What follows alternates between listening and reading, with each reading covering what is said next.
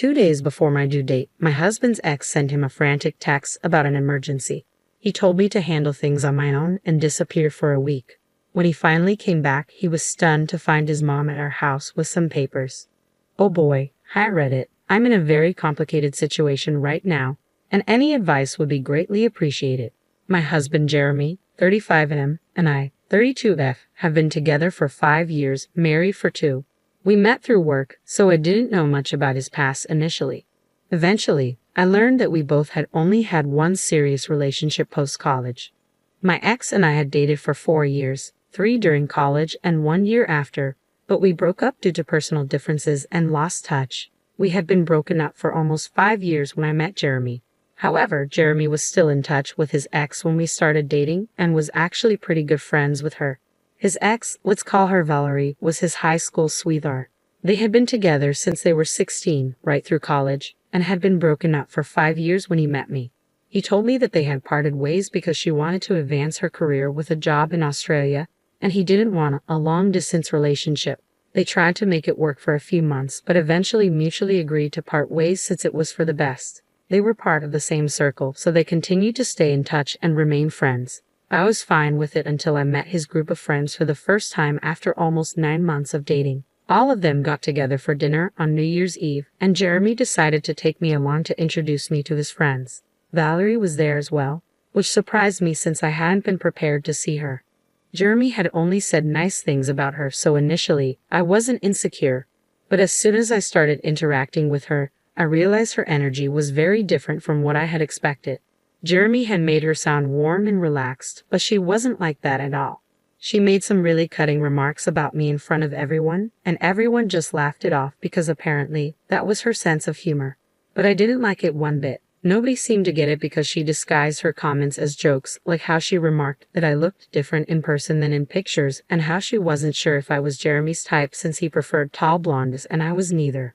But she was, and everybody laughed since they thought she was just joking.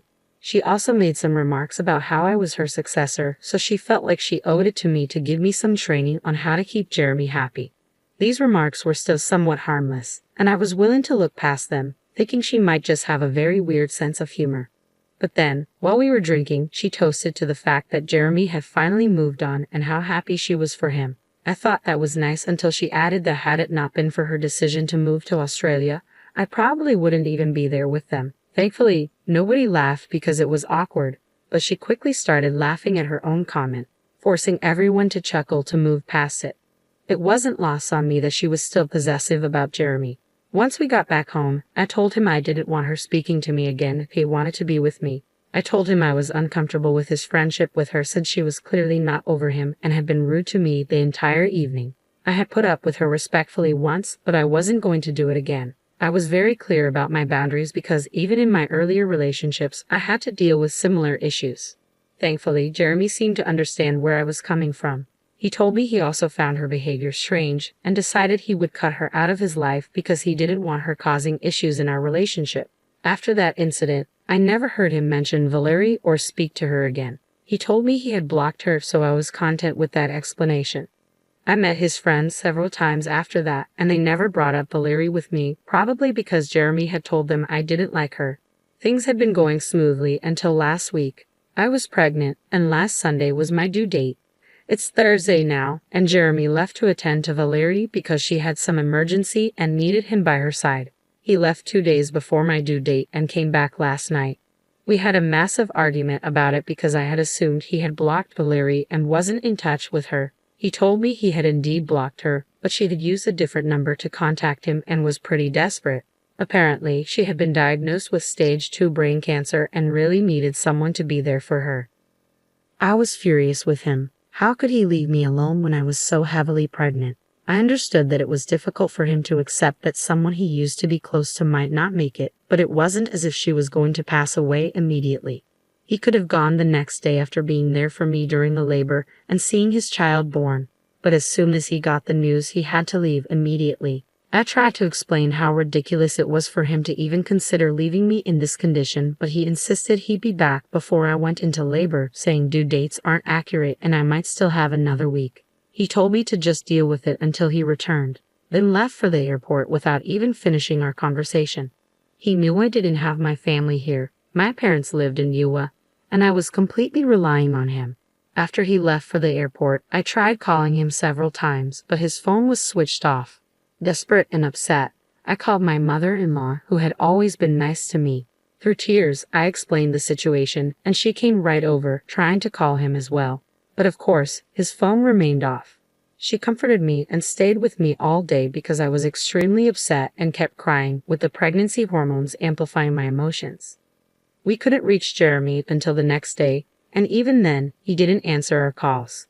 He only sent us both a text saying he would be back soon, hopefully before the baby was born. He apologized and said he would accept any punishment I deemed fit when he returned. But for now, he had to be there for an old friend who had no family in Australia and whose parents couldn't fly out due to her father's illness. She was counting on him to help her process this news, and he just had to be there. His explanation did nothing to calm me and only made me angrier. He thought it was more important to be there for an old friend than for his pregnant wife. A cancer diagnosis is serious, but what could he do about it? Cure her instantly? No, he should have stayed with me. My mother-in-law agreed and asked me bluntly if I wanted to leave him.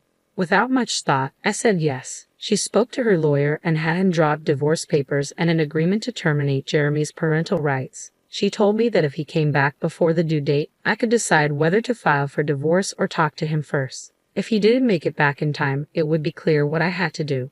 Having raised Jeremy as a single parent, she understood the struggle and was determined to ensure I wouldn't go through the same thing. She promised Jeremy would pay child support, unlike his father, who abandoned them. She stayed with me throughout the week, offering support. For the next few days, neither of us contacted Jeremy. On Monday, I went into labor. My mother-in-law tried calling Jeremy to let him know, but he didn't pick up. She decided not to text him because there was no point. Fortunately, my parents had flown in the day before, so they were there for me. Still, I felt Jeremy's absence acutely. I made up my mind that no matter what happened when he came back, I would never see him the same way again. 3 hours after giving birth, I filled out the paperwork for the divorce and told the lawyer to file it on my behalf. One of my friends had advised me that if I wanted to be happy and be a good mother to my child, I had to take care of myself first. I couldn't do that with a man who prioritized his obligations to Valerie over me. After our daughter was born, I didn't even call Jeremy. My mother-in-law, my parents, and I stayed at home together. My parents were supposed to leave tomorrow, so it would just be me and my mother-in-law. I told them all about my decision to leave him because he hadn't tried to contact me despite promising to be back before the due date. He had spent a week with Valerie instead. Last night, Jeremy came home late. I'd opened the door and he hugged me, but I shook him off and said I wanted nothing to do with him. Hearing the doorbell and the commotion, my mother-in-law walked into the room with the papers and threw them in his face. She demanded he leave immediately. She didn't care where he spent the night. She wanted him out of the house because I needed peace and quiet after giving birth. She also told him I had already filled out the divorce paperwork and needed him to complete the paperwork to terminate his parental rights. Jeremy was shocked and speechless for a few minutes. I left the room because I was still weak and needed to recover. Seeing him had weakened my resolve. Then I heard yelling and realized Jeremy was fighting with his mother. I stayed out of it, comforting my daughter. After a few minutes, Jeremy started calling my name, demanding to see his daughter, claiming I owed him that much.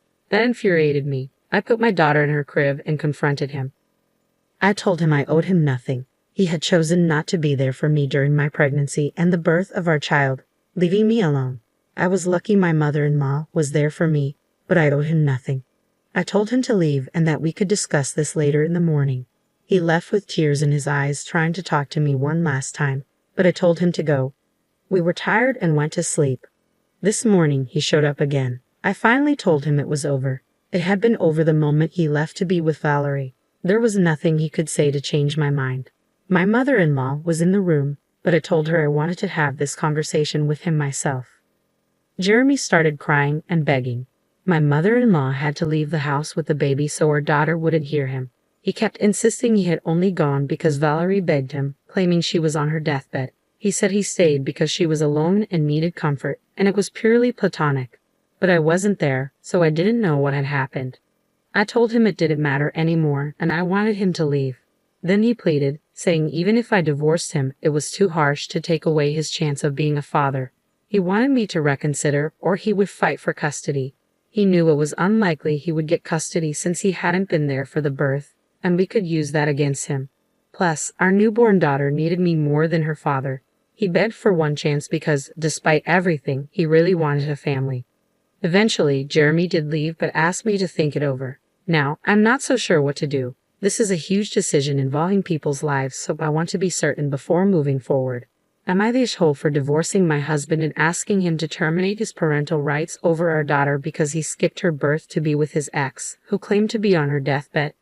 Update: I've made up my mind and am going through with the divorce. I'm still contemplating whether I want full custody or not.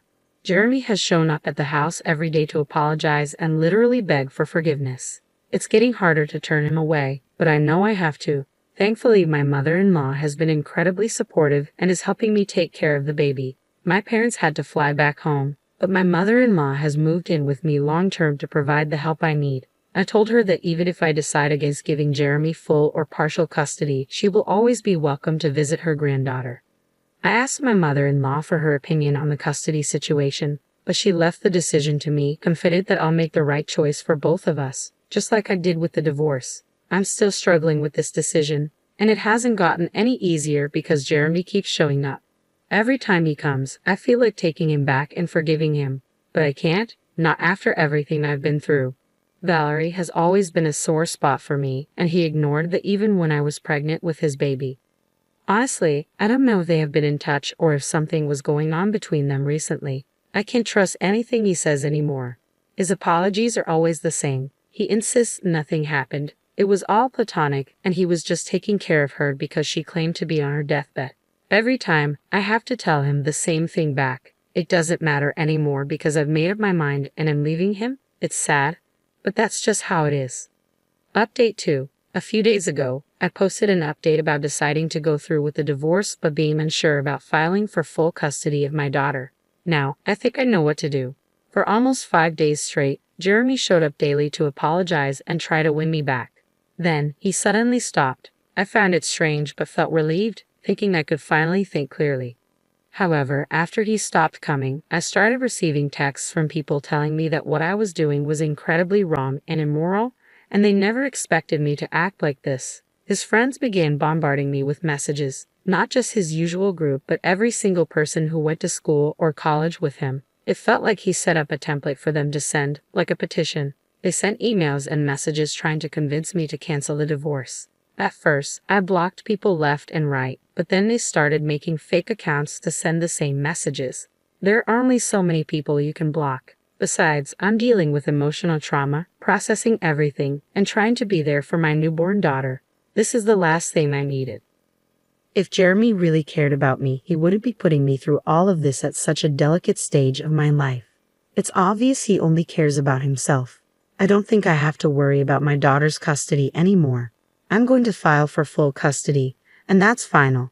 He still has the papers and can sign his rights away if he chooses. I've spoken to my lawyer, and this is happening. The messages I've been receiving are hurtful, and I know for a fact that he has written the template and instructed his friends to send it to me. It reflects his beliefs more than anything else. If this is how he views me, we don't need to be together at all. The messages included a line saying, "We never expected you to be the kind of person who would use their child as a pawn to punish their partner and play mind games like this." Is he for real? Does he seriously think I'm using our daughter to punish him for what he did? He clearly doesn't understand how marriages or children work. That line hurt me deeply and solidified my decision. When I showed the messages to my mother-in-law, she was very upset and wanted to contact him and tell him off. I asked her not to because it wasn't worth it. Confronting him would only lead to him denying any involvement, even though it's clear all his friends are sending the same type of messages. I don't understand why he involved his friends in this. It's not like I'm going to read their messages and instantly stop what I'm doing. Their opinions don't matter to me because they aren't my friends. I've never been close to any of them, so they can think whatever they want about me. I don't care. I guess he thought if enough people started texting me, I'd give in to the pressure. But he doesn't know me at all. I'm not the kind of person who bends to pressure. I did change my mind when he showed up every day begging for forgiveness. I knew letting him back into my life would not be good for any of us, especially our daughter. I might have felt terrible about it, but I still went through with it because I don't bend easily. After being with me for so long, he should have an idea of what kind of person I am. But it's clear he doesn't. It's becoming clearer every day that I'm doing the right thing by leaving him. Even if every single person he knows starts texting me, I will change my mind. In fact, this situation has only strengthened my resolve. As long as the people I love are on my side, I don't have to worry about any of this. Update 3.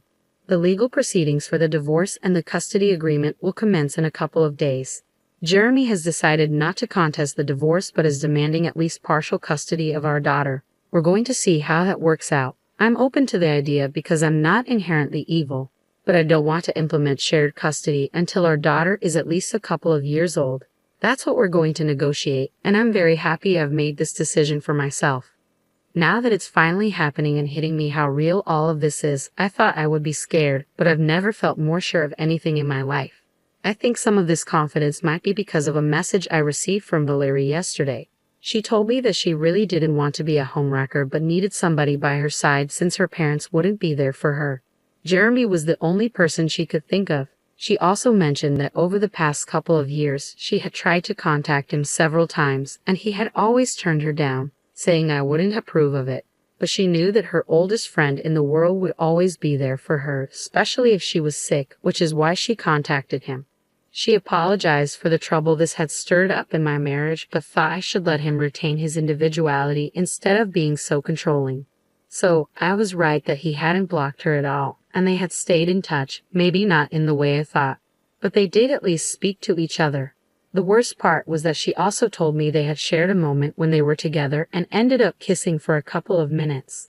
But after that, Jeremy had drawn away from her, saying he couldn't do this, especially while his wife was with his child. She told me that he had not let the kiss last more than a couple of minutes, and that was how loyal he was to me, as if that was supposed to make a difference. It was ridiculous, but yes, I was right about everything. Now, getting the divorce and custody on my terms should be a cakewalk.